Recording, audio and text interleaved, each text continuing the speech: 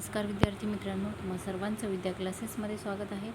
आज आपण स्कॉलरशिप परीक्षेचा म्हणजे शिष्यवृत्ती परीक्षा इयत्ता 4 पेपर 1चा अभ्यास करणार आहोत। त्यामधला आपला प्रथम भाषा जी आहे मराठी, त्याची आपण सुरुवात करू।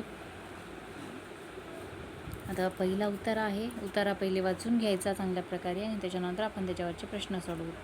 तर उतारा 1, किल्ले म्हणजे महाराजांच्या काळात स्वराज्याचे रक्षकच, तसा किल्ल्यांचा उपयोग टेहळणीसाठी, देखरेखीसाठी, मुलखावर राज्य चालवण्यासाठी होत असे। ज्याचे किल्ले त्याचे राज्य, अशी म्हणच होती त्या काळी। किल्ल्यांचे डोंगरी दुर्ग, भुईकोट किल्ला, जलदुर्ग असे अनेक प्रकार होते। निरनिराळ्या सरदार वतनदारांच्या गड्या असत।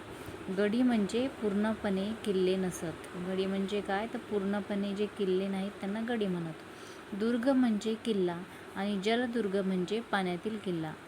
सिंधुदुर्ग, विजयदुर्ग, जंजिरा हे जलदुर्ग आहेत। हे 3 नावं लक्षात ठेवायचे। सिंधुदुर्ग, विजयदुर्ग आणि जंजिरा हे जलदुर्ग आहेत। सिंधुदुर्ग हा सागराने वेढलेला किल्ला असूनही या किल्ल्यात गोड्या पाण्याची विहीर आहे। येथे छुप्या बोगद्यांचे जाळेही आहे।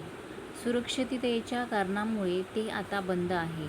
तोरणा, पन्हाळा, विशाळगड, प्रतापगड, शिवनेरी हे सर्व डोंगरी किल्ले आहेत। डोंगरी किल्ले म्हणजे गिरिदुर्ग, भक्कम तटबंदी, चिलखती बुरुज, तोफा व बंदुका यांचा मारा करण्यासाठी सोयीची जागा ही त्यांची वैशिष्ट्ये आहेत। अशा प्रकारे उतारा चांगल्या प्रकारे वाचून घ्यायचा, मग त्याच्यावरचे प्रश्न सोडवायचे। प्रश्न क्रमांक 1, पूर्ण नसलेल्या किल्ल्यास काय म्हणत? आता याचं उत्तर ह्या उतार्यामध्येच आहे, आताच आपण वाचलेलं आहे। पूर्ण नसलेल्या किल्ल्यास, हे बघा, पूर्णपणे किल्ले नसत त्यांना काय म्हणत? गडी म्हणत, गडी। याचं उत्तर आहे पर्याय क्रमांक 3, गडी। दुसरा प्रश्न, डोंगरी किल्ल्यांचे पुढीलपैकी कोणते वैशिष्ट्य नाही? तर ह्याचं उत्तर आहे पर्याय क्रमांक 2, सभोवार पाणी, हे याचं वैशिष्ट्य नाही।